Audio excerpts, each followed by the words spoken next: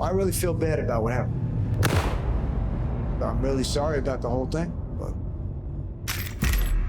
all the sorries in the world aren't going to change anything. Like I say, I'm not an angel, but I'm not the worst guy in the world either.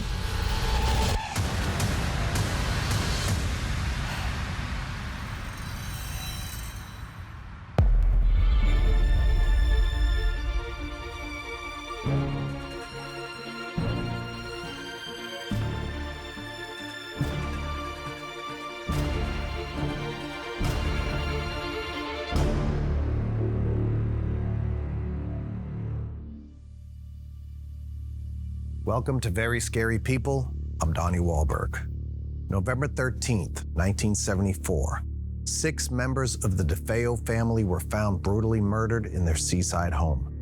The gruesome crime rocked the village of Amityville, New York. The oldest son, Ronald Jr., claimed he came home to find his parents, brothers, and sisters all shot to death face down in their beds. There were different theories about the killings, including a possible home invasion. But the case took a shocking turn when Ron Jr. confessed that he had killed them all. But why? The mystery about what really happened that night and the bizarre events that inspired the Hollywood movie in part 2 of The Amityville Horror.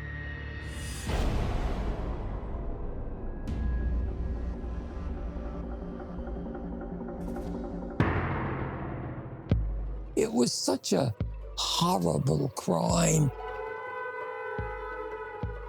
First, this bulletin from the WOR newsroom.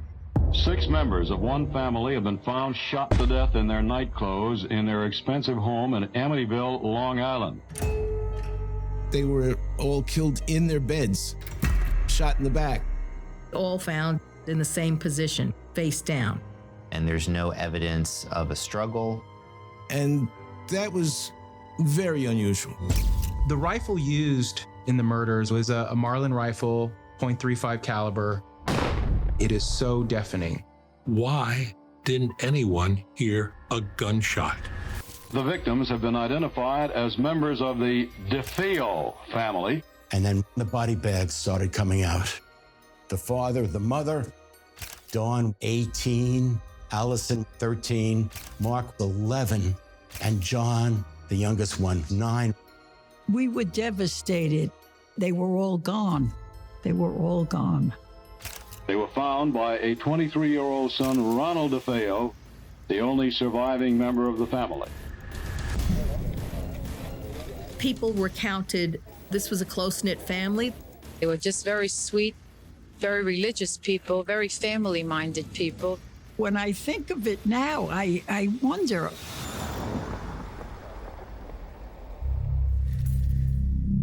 On the face of it, this is a family that is very good at keeping up appearances, but this is a family with secrets.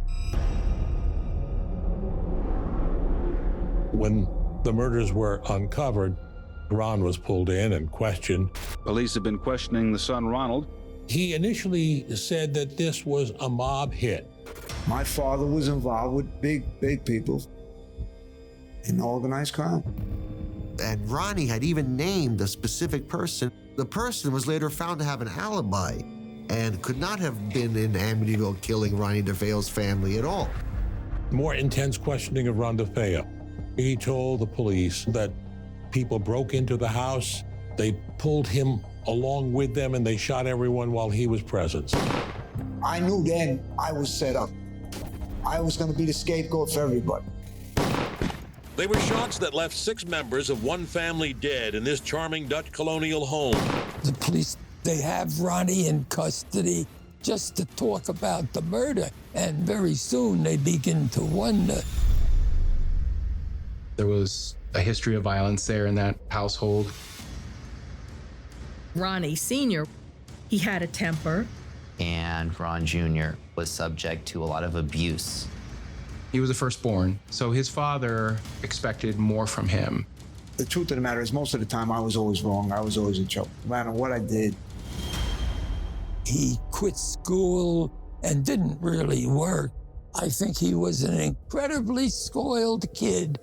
At 17, he was into drugs, LSD, heroin, a fifth of scotch every day. And And he also had a stockpile of several weapons in the house. The relationship between Butch DeFeo and his father was coming to a head. The place was a powder keg waiting to explode. He veered wildly back and forth. And then finally, Ronnie did break down and confess. Ronnie says, yes, I did it. He was an angry young man. And on the night of November 13th, 1974, he unleashed that anger. And when all hell broke loose, it broke loose.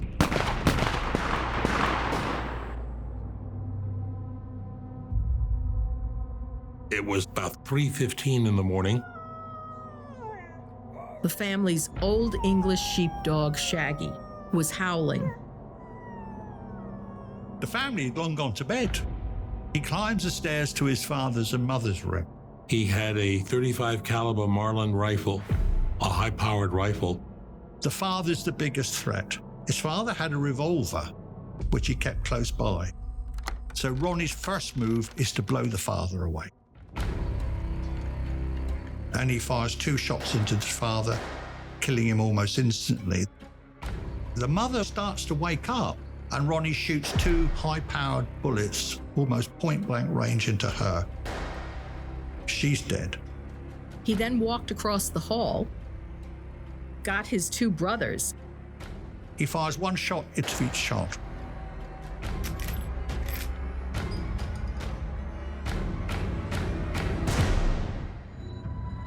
And he described to Detective Rafferty how he stood there and he watched his little brother die.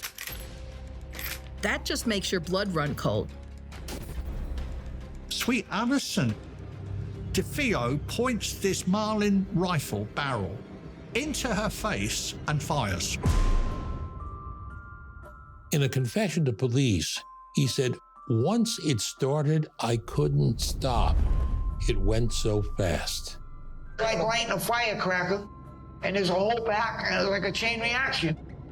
We had asked him if anyone had awakened during all of this, and he told us that his sister Dawn, that she was asking what was going on, he told her everything was okay to go back to bed, and she complied, at which time he continued up the stairs.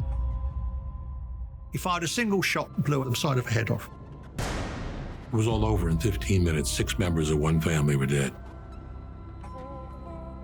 As far as I'm concerned, I got to them before they got to me.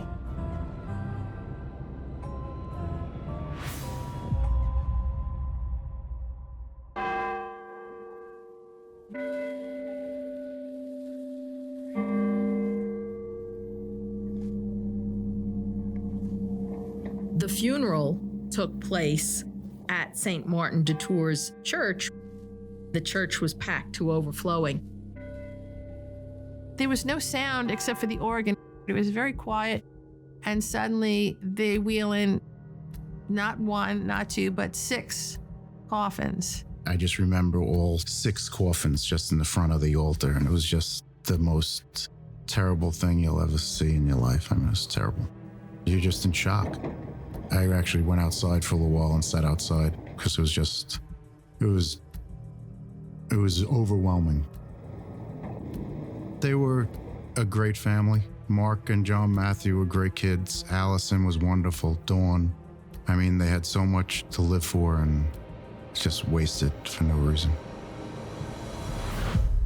Butch was in custody when his family was buried. I met Ronnie for the purposes of arraignment. I was shocked because of the nature of the charges. I mean, he is charged with wiping out his whole family. It was disbelief that he would do such a thing. We're certainly going to review an insanity defense in this case. Is that a tacit admission that he did pull the trigger? Absolutely not.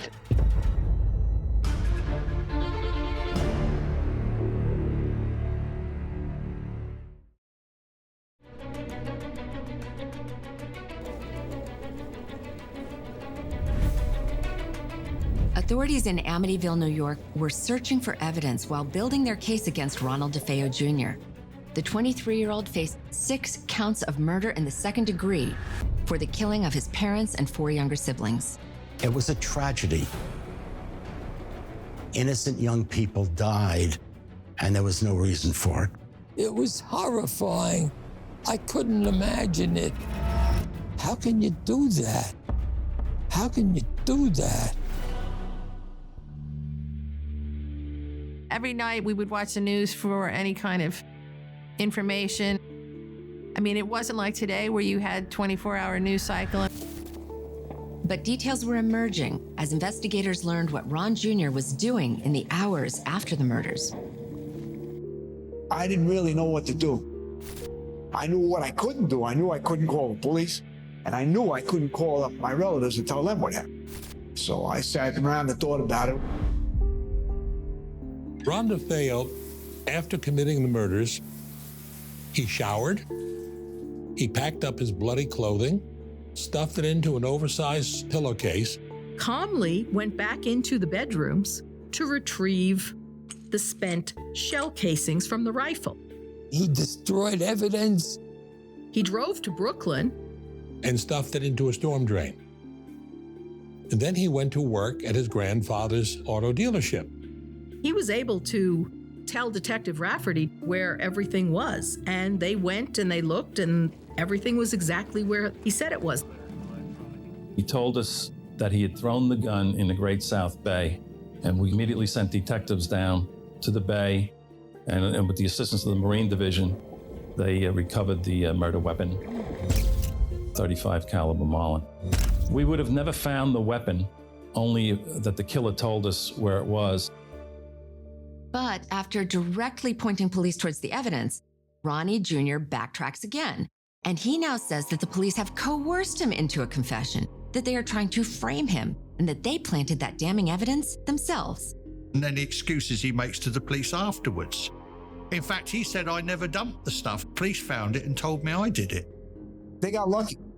Truth of the matter is, a police diver, he was diving in the shallow water over there, and they found the gun. That was it. A mile away from my house.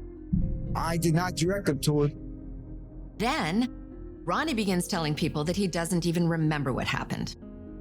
Ronnie DeFeo describes himself as being totally out of it. He may have gone into something like a dissociative state. Dissociation is something where you lose your bearings with your surroundings, and you enter an emotional state where you're not quite in touch with reality and you're very keyed up emotionally. I was really out of it, mentally out of it. And I remember the lever on the rifle. I hit the lever on the rifle. A live round of ammunition jumped out of the rifle. Ejected from the rifle. One it ejected, another one went in. He's described himself as like being in a dream, going through the house, killing everyone in the house, and almost having a sense of unreality, not believing that this was all real. When I realized what I did, I said, my God, I mean, it happened so fast, I never even knew what I did. I just lost, touch with reality there for a couple of minutes.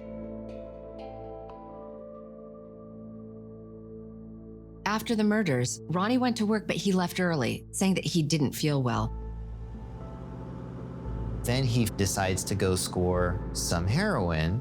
In the haze of heroin and alcohol, he almost convinced himself that everything was okay. During the course of that day, I was drinking, I was using heroin again. I had forgot what happened in the house. I really did forget. Then he drove home. When he got there, he realized that he didn't have his house key, and so he couldn't get inside. I couldn't get in the house. So a lot of time had gone by, I'm drinking and using more dope. So I finally decided that I'm gonna go through the back window and go into the house. And I went upstairs, and what happened, it was like a nightmare. I'm looking at my mother and father dead, my sister. I said, my God, I got scared. I ran out of the house. He did alert his friends that something had gone in the house. They all go over to the house. They all went in the house. I stood outside now. And I think that that's very significant in terms of an awareness of guilt. If you're worried about your family and you bring all your friends over to your house, saying something's wrong in the house, and they all go in and you stay outside, that clearly indicates that he knew that they were dead. And there's a consciousness, I would argue, of guilt.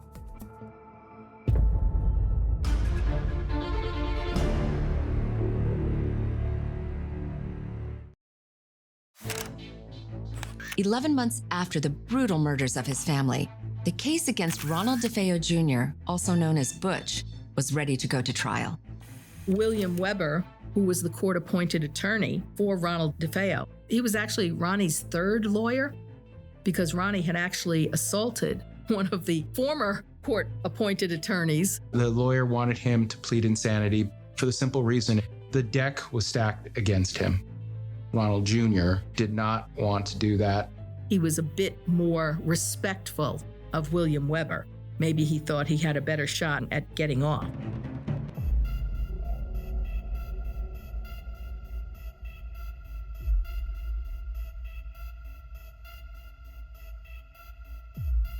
After nearly 3 weeks of testimony, Ronnie DeFeo takes the stand in his own defense. I was a juror. Ronnie DeFeo was sitting right there. He didn't look like this mass murderer. He just sat there until he was called to testify. And then when he testified, he said, "Yes, I did it. I killed them all." About halfway through his direct examination, his attorney, Mr. Weber, asked him point blank, "Ronnie, did you kill your father?" And Ronnie answered, "Yes, sir. I killed them all, and they killed them before they could kill me." So the issue as to whether or not he was the person who did this is now moot. We knew he did it. We just had to determine why he did it. There's one major question about this crime which still hasn't been answered, the question of motive. They had a lot of people testify about his very dysfunctional childhood. A lot of fighting went on in that house. According to the defense attorney, Bill Weber, he said the closest that Ronnie ever explained the motive for this was that he felt that the family was conspiring against him. The man was trying to hurt me bad. He was going to kill me. He said it was self-defense. But, we didn't know where that came from. That was like out of the blue. Another theory the police were following is that Ron Jr. was looking to steal money and jewelry allegedly hidden in his parents' bedroom. And he was interrupted and that he shot the parents. And as a result of that he had to execute the other people in the house because they would be witnesses to his act. But no money has ever been found. Another motive that the police were developing was he wanted to kill his father and mother for the insurance money. It's reported that Ronald DeFeo Jr. stood to gain about $200,000 in life insurance from the death of his family. He told one of the cops, "Can I get insurance on my family?" He wondered if he could get insurance on the people he shot. The defense strategy wasn't to determine why he committed the murders. They decided to prove that Ron Jr. wasn't responsible for his actions because he was legally insane. It was a defense Ronnie had fought against with his first two attorneys, but now with William Weber, they were ready to roll the dice. My attorney used insanity as a defense. He told me you had to go in the courtroom and act crazy. Make these people think you're crazy. Was Ronnie insane? Did he know what he was doing? The insanity defense was, I guess, the best that William Weber could do under the circumstances because he has his work cut out for him. In our legal criminal justice system, to really be found not guilty by reason of insanity, you typically need to have been so disordered and detached from reality that you really didn't know what you were doing or that you didn't know that it was wrong. At times he would say he was insane. Hey, I didn't seem like myself. I saw these dark hands that resembled my sister hand me a gun. But then he would let it slip like, no, I'm not crazy. I feel sane. It was very, very bad theater acting. Changing stories was part of the insanity. You cannot go in the courtroom and stay on one track. If you stay on one track, you're not insane. You're very intelligent and know what you're doing. That was part of the insanity. His conditions, by his own admission, don't meet the criteria for not guilty by reason of insanity. But going into jury deliberations, the outcome wasn't clear. The two youngest jurors would be holdouts. I wanted to believe that he wasn't responsible. I hoped that he didn't realize what he was doing. But we were deliberating for 2 days, and then something stuck in my head about his dog. And it came down at the end to the dog, the family's old English sheepdog, Shaggy. The dog didn't like him, he didn't like the dog. So before he went on this shooting rampage, he took the dog and put the dog outside. Shaggy was actually tied out in the shed that night. And at the time of the murders, the dog was howling straight for that 15 or 20 minutes that it took Ronnie to kill his family. And it just clicked in my mind at that point. He knew this dog would come after him if he started going after the family. And it was just so clear to me at that moment that he knew exactly what he was doing.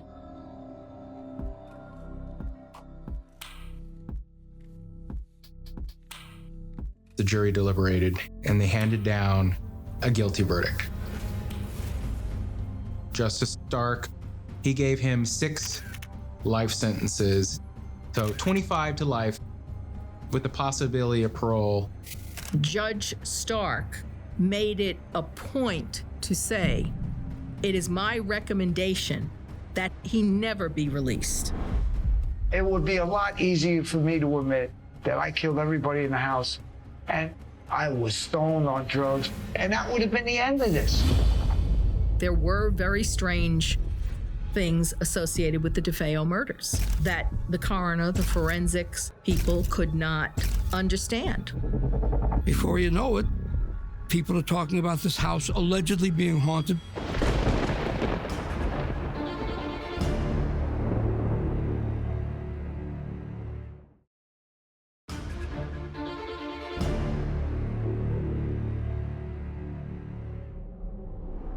Welcome back to Very Scary People. A year after 6 members of the DeFeo family were found murdered in their Amityville, New York home, the eldest son, Ronald Jr., was convicted of the brutal crimes. He was given 6 sentences of 25 years to life, one for each family member he killed. Then came the strange twist that inspired the movie.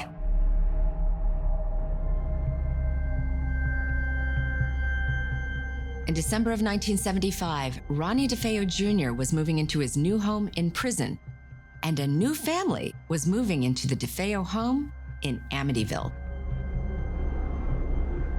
The house stayed empty for a year, after which the Briganti and DeFeo relatives sold the house to George and Kathy Lutz. For George and Kathy Lutz and their 3 children, this Dutch colonial at 112 Ocean Avenue was to have been a dream house, but by their accounts, it was a hellish nightmare. And 28 days later, they ran for their lives. Before you know it, people are talking about this house allegedly being haunted. The Lutzes claimed the house was haunted by evil spirits. There were very strange things associated with the DeFeo murders that even the coroner, the forensic people could not understand. How did it stay so quiet? How did nobody else wake up? If the first person was killed, wouldn't the second or fourth, wouldn't somebody wake up? How can you sleep through 35 caliber, high-powered rifle going off? Why didn't anybody really wake up or try and defend themselves?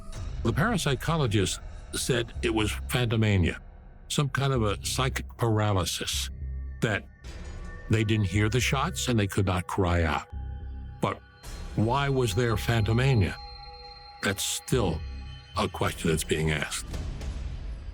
And why were they all found face down? Nobody has ever been able to explain that.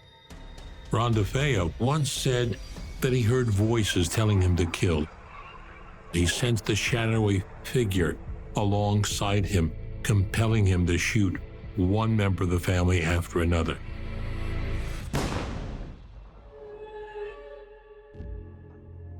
So there's now a new family in there, and they're claiming that they were terrified by all kinds of things in there. I went out, met George and Kathy Lutz, sat and talked to them for 5.5 hours, and they seemed genuinely frightened and scared. They claimed the house was demonized. They claimed all kinds of occult things were happening there. There was green and black slime coming from the walls. There was an infestation of flies. George could never get warm. He was always cold. Kathy said she looked in the mirror one morning and her face, instead of being that of a 29-year-old, was that of an old hag. The story got bigger and more embellished. Ghosts flying, to levitating, to doors flying off hinges, to demons, to satanic forces. When you hear this, it's unbelievable, but they were very convincing in telling the story. But whatever, this story was, we were going to cover it because everybody loves a good ghost story. Laura DeFeo doggedly pursued the story and reached out to parapsychologists Ed and Lorraine Warren. For about 40 years now, Ed and Lorraine Warren of Monroe, Connecticut, have investigated cases of haunted houses and demonic possession. We went to the house to investigate why one family were all murdered, another family moved in and fled. After that, it was arranged that we would have this seance on March 6th at the house. It was a Saturday night. I was anchoring the news, and afterward, the news director says, "You're going to Amityville." My assignment that Saturday night in March 1976 was to stay in the house and report on any unusual activity at all. So I was there at midnight, and I walked in, and here were about a dozen people around a big table and a crucifix, a blessed candle, and a couple of psychics, Mary Pasquarella and Alberta Riley. So there were about 20, 25 people, and we had a 3-man film crew. They started the seance. And I remember sitting there with a recorder rolling, and suddenly I heard Mary Pasquarella. She was going into this trance, and she said, "I saw this blackness." It's like a black shadow that forms a hood, and it moves. I was marveled. I'd never seen something like this before. And then another psychic started seeing things. Alberta Riley screamed, "It's upstairs in the second bedroom." Whatever is here. They tried to harm her? Yeah. And she ran out of the room screaming. At 3:15 in the morning, that was the precise time Ron DeFeo committed the murders. Lorraine Warren and I went to the sewing room upstairs where the strongest force was said to be present. We sat there with a candle in the middle of the floor, and it was dark except for the candle. We waited, and Lorraine burst. She said, "Marvin, this is the closest to hell I ever want to get." Ronald DeFeo was demonically influenced in committing that horrible crime. Ronnie DeFeo Jr.'s lawyer, William Weber, saw this as an opportunity to help his client. George and Kathy Lutz approached William Weber, and William Weber listened to the story. And what does he do? He sits down and begins to think, maybe we can make something out of this house. William Weber was quick to seize on the idea. There was talk of, let's try and get an appeal for Ronnie on the basis of possession, or the devil made me do it. Hence, the Amityville Horror was born. Nobody knew that it was going to morph into what it has become, and to this day, it's still going on. You will believe in the Amityville Horror.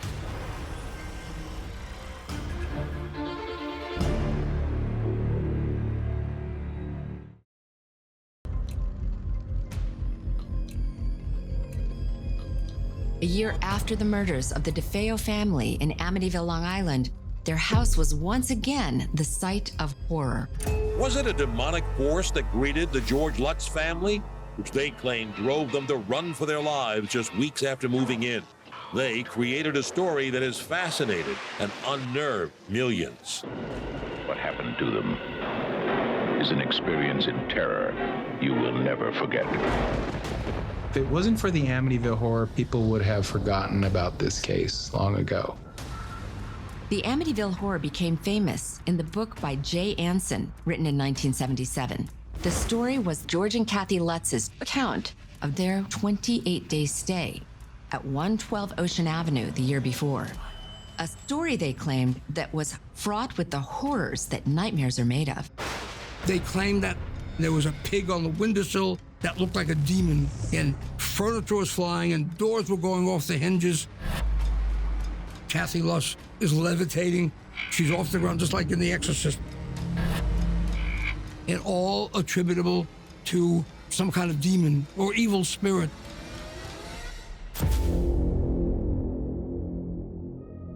As quickly as the Lutz's story spread, questions arose. Could this be a case of a true haunting, or is it just a wild hoax? Because the family had made some unusual requests when they had purchased the home.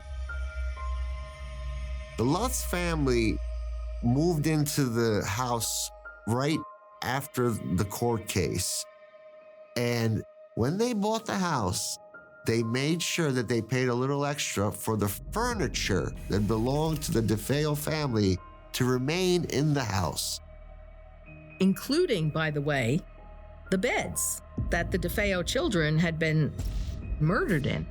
Why would you want furniture of a family that was murdered? Then came the claims of supernatural hauntings and happenings. That night I spent in that house in Amityville. I saw no evidence of green slime oozing from the walls. I saw no evidence of infestation of flies. But I observed nothing that would support the story of this house being occupied by demons.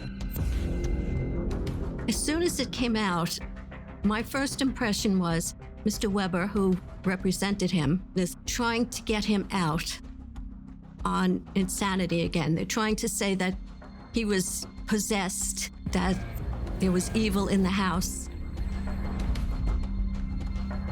Yet despite the questions that arose from the start, Jay Anson's book rose to the top of the New York Times bestseller list in nonfiction. And it was not a true story. The house was not haunted. There was nothing wrong with that house. The whole thing was a hoax to make money. In correspondence I had with Ron DeFeo, he said this whole Amityville horror was a moneymaker, and he blames his attorney, Bill Weber, who was his defense attorney, for creating this with the Lutz family. During the course of my trial, some priest was in the courtroom watching my performance on the witness stand. He felt that my performance, I had to be possessed by the devil. This was also, you figure, just a year or two after the movie The Exorcist had debuted and was such a big hit. Mr. Weber says, listen, these people named the Lutzes bought your house, and we can use them and make money. That's how the haunted house nonsense started. I reached out to Bill Weber. I asked how the story evolved of these demonic forces supposedly in the house, and he said, over dinner with George and Kathy Lutz. We sat down and we talked. We had a nice evening conversation. And they saw a good story in it. And he said the story grew and grew, and it became what it is today.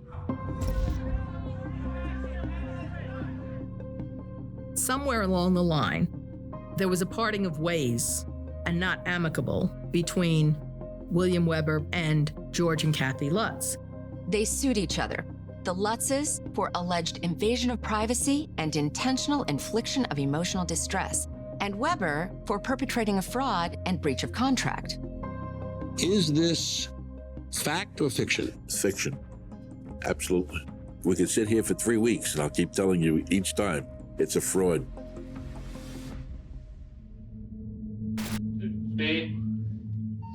The Amityville horror franchise, which has grossed in the hundreds of millions of dollars, now includes more than 20 movies and countless documentaries.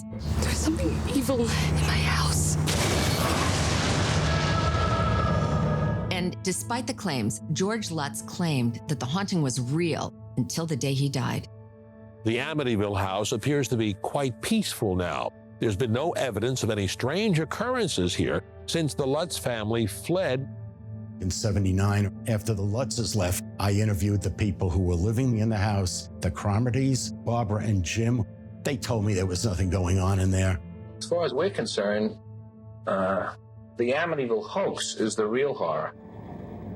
People have lived in that house for almost 50 years since this has happened, and nobody's ever had a problem.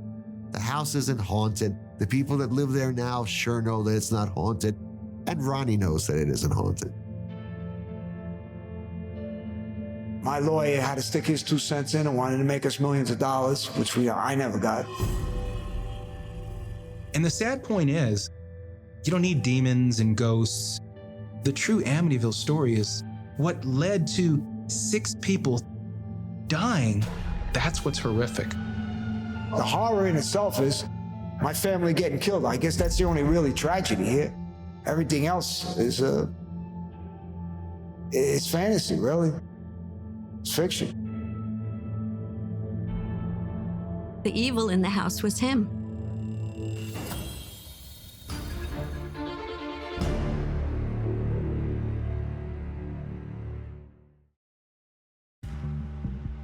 I'm Ronald Butch DeFeo. I was found guilty of killing my mother, father, 2 brothers, and 2 sisters. And I was sentenced to 25 to life. I spent the first 4 years of my incarceration in Greenhaven Correctional Facility. That was where I met Ronnie DeFeo. At times it was very pleasant when we would reminisce together, talk about Amityville. He was just a nice older guy from the same town that I knew as a kid. And you kind of forgot that this man was accused of killing his entire family. After 40 years in prison, Ryan DeFeo told me an ever-changing story of his versions of what happened on the fateful night that sent him to prison. At first, Ronnie blamed the mafia. He said, "Here I am doing time for what these guys did." Then I brought it up again, and he forgot that he had earlier told me that the mafia killed his family and went into a whole different narrative. He said it was his sister. I'm not innocent, but I'm not guilty of this whole crap. Ryan DeFeo said that his sister Dawn murdered his entire family, and he was barely able to escape her. Dawn had grabbed the rifle, and we got into a wrestling match. I was pretty hyped up, and I picked her up, and I threw it down. She landed on the bed. I grabbed the rifle and shot her in the head. Ronnie claimed that it was his sister Dawn who had killed their parents because she wanted to elope with her boyfriend and her parents wouldn't let her. And he also claimed that Dawn planned to pin the murders on him. I was set up and brought into this by my sister. I was going to be the scapegoat for this whole thing. But to this day, there has been no evidence that anyone else other than Ron DeFeo committed those murders. Ronnie DeFeo's actual sentence is only 25 to life. That means that after the 25 years, he started going to parole boards. You would think that he might want to avoid that traumatic experience, but no, he thinks that they still might let him out. What I have to do now is just get the truth out and straighten this out so I can get out of prison. Will we ever know the true story of what happened that night? What motivated Ron DeFeo? Only Ron DeFeo can answer that. And I don't think we'll ever get a true answer because he's told so many differing stories over the years. I think that the shifting stories that DeFeo gives are really consistent with psychopathy. Psychopaths seem to lack any moral reasoning, and they tend to just produce excuses for their behavior almost in random fashion. Everybody else is scared. And you know what you're all afraid of? You know I did this with other people, and you're all afraid to deal with reality because that's reality, not the coming out of your mouth. There may also be a motivation for attention. He seems to enjoy the attention. He seems to enjoy being interviewed in front of the camera and telling his stories. He basks in that glory. They made a monster out of me. People are afraid of me. People in here are afraid of me. These guards in here are afraid of me. Terrified of me. He looks like the disaffected, sort of angry, lost person that he was then. It's not like age has given him any kind of wisdom or hindsight. He's a mass murderer. He took a rifle, blasted his family to death, and came up with so many lies afterwards that nobody believes a word he said. I'm the devil, I'm possessed, I'm supposed to be vicious, a madman, insane, hear voices, which is all nonsense. I realize I'm a bad guy, but you know, what they're doing to me is a little blown out of proportion, you know? It's been decades since Ronald DeFeo Jr. brutally murdered his entire family that November night in Amityville. And investigators still don't know why he did it. It's a secret DeFeo took to his grave. He died in prison in March of 2021. I'm Donnie Wahlberg. Thanks for watching. Good night.